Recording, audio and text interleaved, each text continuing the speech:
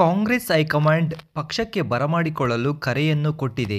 ಚಿಂತಾಮಣಿಯಲ್ಲಿ ಶಿಡ್ಲಘಟ್ಟ ವಿಧಾನಸಭಾ ಕ್ಷೇತ್ರದ 2023ರ ಪಕ್ಷೇತರ ಅಭ್ಯರ್ಥಿ ಪುಟ್ಟು ಆಂಜಿನಪ್ಪ ಕಾಂಗ್ರೆಸ್ ಹೈಕಮಾಂಡ್ ಪಕ್ಷಕ್ಕೆ ಬರಮಾಡಿಕೊಳ್ಳಲು ಕರೆಯನ್ನು ಕೊಟ್ಟಿದ್ದು, ಅದರಂತೆ ಸಿದ್ಧತೆಗಳನ್ನು ನಡೆಸಿಕೊಂಡು ಬರಲಾಗುತ್ತಿದೆ ಎಂದು ಶಿಡ್ಲಘಟ್ಟ ವಿಧಾನಸಭಾ ಕ್ಷೇತ್ರದ 2023ರ ವಿಧಾನಸಭೆ ಚುನಾವಣೆಯಲ್ಲಿ ಪಕ್ಷೇತರ ಅಭ್ಯರ್ಥಿಯಾಗಿ ಸ್ಪರ್ಧೆ ಮಾಡಿದ್ದ ಪುಟ್ಟು ಆಂಜಿನಪ್ಪ ಚಿಂತಾಮಣಿ ನಗರದಲ್ಲಿ ಇಂದು ಭಾನುವಾರ ಸಂಜೆ 5 ಗಂಟೆ ಸಮಯದಲ್ಲಿ ಹೇಳಿದರು.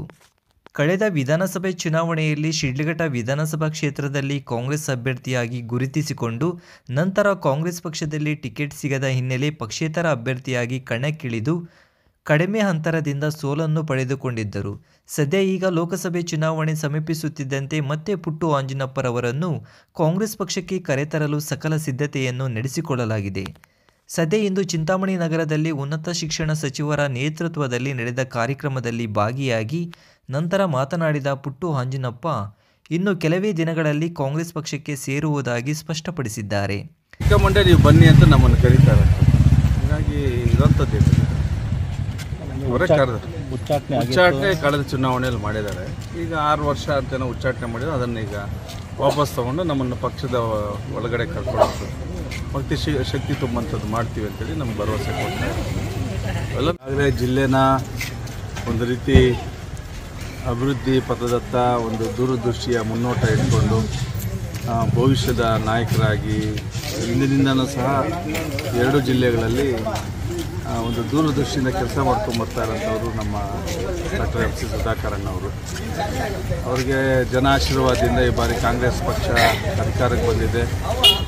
ಅವರಿಗೆ ಒಂದು ಸಚಿವ ಸ್ಥಾನವನ್ನು ದೊರೆತಿರೋಂಥದ್ದು ಈ ಜಿಲ್ಲೆಯ ಸೌಭಾಗ್ಯ. ಅದೇ ರೀತಿ ಅವರು ಹಗಲು ರಾತ್ರಿ ಕೆಲಸ ಮಾಡ್ತಾ ಇರೋದು ನಾವು ನೋಡ್ತಾ ಇದ್ದೀವಿ. ಅವರ ಜೊತೆಲಿ ನಾವೂ ಸಹ ಹೆಜ್ಜೆ ಹಾಕೋದ್ರಿಂದ, ಕೆಲಸ ಮಾಡೋದ್ರಿಂದ ಒಂದಷ್ಟು ಕಲಿಯುವಂಥದ್ದು ಆಗ್ತದೆ. ಮತ್ತು ಶಿಡ್ಲಘಟ್ಟದ ಭವಿಷ್ಯದ ದೃಷ್ಟಿಯಿಂದನೂ ಸಹ ನಮಗೆ ಒಳ್ಳೆಯದಾಗ್ತದೆ ಅಂತ ತಿಳ್ಕೊಂಡು ನಾವೆಲ್ಲರೂ ಸಹ ಅವ್ರ ಜೊತೆ ಸಾಗ್ತಾ ಇದ್ದೀವಿ. ಕಾಂಗ್ರೆಸ್ ಪಕ್ಷದಲ್ಲೂ ಸಹ ಚರ್ಚೆಗಳಾಗ್ತಾ ಇದೆ, ಸೇರಿಸ್ಕೊಳ್ಳೋವಂಥದ್ದು. ಮುಂದೆ ಭವಿಷ್ಯದಲ್ಲಿ ನಮಗೆ ಇಲ್ಲಿ ಶಕ್ತಿ ತುಂಬುವಂಥ ಕೆಲಸ ಆಗ್ತದೆ, ಬನ್ನಿ ಅಂತೇಳಿ ಆಮಂತ್ರಣ ಸಹ ಆಗ್ತಾಯಿದೆ. ಅದು ಚರ್ಚೆಗಳು ಅಂತಿಮ ಘಟ್ಟದಲ್ಲಿರೋದರಿಂದ ಇನ್ನು ಕೆಲವೇ ದಿನಗಳಲ್ಲಿ ಅದಕ್ಕೆ ಒಂದು ಫುಲ್ ಸ್ಟಾಪ್ ಬಿಡೋಂಥ ಕೆಲಸನೂ ಆಗ್ತದೆ. ಏನು ಆರೋಗ್ಯದ ಶಿಬಿರಗಳಿರೋಂಥದ್ದಿರ್ಬೋದು, ಬಡವರು, ಧ್ವನಿ ಇಲ್ಲದಂಥವರು ನಮ್ಮನ್ನು ಯಾರೇ ಅಪ್ರೋಚ್ ಮಾಡೋದು ಸಹ ನಮ್ಮ ಕೈಲಾದ ರೀತಿಯಲ್ಲಿ ಸಹಾಯ ಮಾಡೋಂಥದ್ದು. ತಾಲೂಕು ಕಚೇರಿಗಳಲ್ಲಿ ರೈತಾಪಿ ವರ್ಗಕ್ಕೆ ಏನಾದರೂ ಕೆಲಸಗಳಾಗೋಂಥದ್ದನ್ನು ನಾವು ಹಿಂದೆ ಬಿದ್ದು ಮಾಡೋಂಥದ್ದು ಸಹ ಆಗ್ತಾಯಿದೆ. ಇದು ಶೈಕ್ಷಣಿಕ ಕ್ಷೇತ್ರದಲ್ಲೂ ಸಹ ನಮ್ಮ ಕೈಲಾದ ಕೆಲಸ, ಧಾರ್ಮಿಕ ಕ್ಷೇತ್ರದಲ್ಲೂ ಸಹ ಕೆಲಸ.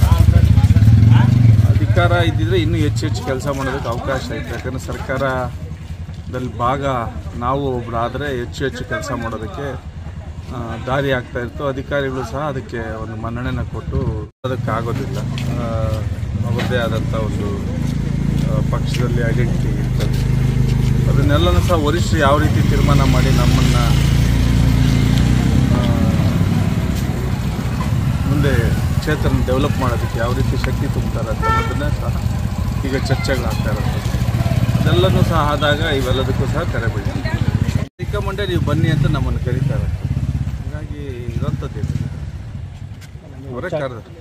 ಉಚ್ಚಾಟನೆ ಕಳೆದ ಚುನಾವಣೆಯಲ್ಲಿ ಮಾಡಿದ್ದಾರೆ. ಈಗ 6 ವರ್ಷ ಅಂತ ಉಚ್ಚಾಟನೆ ಮಾಡಿದ್ರು, ಅದನ್ನು ಈಗ ವಾಪಸ್ ತಗೊಂಡು ನಮ್ಮನ್ನು ಪಕ್ಷದ ಒಳಗಡೆ ಕರ್ಕೊಳ್ಳೋದು, ಭಕ್ತಿ ಶಕ್ತಿ ತುಂಬಂಥದ್ದು ಮಾಡ್ತೀವಿ ಅಂತೇಳಿ ನಮ್ಗೆ ಭರವಸೆ ಕೊಡ್ತಾರೆ.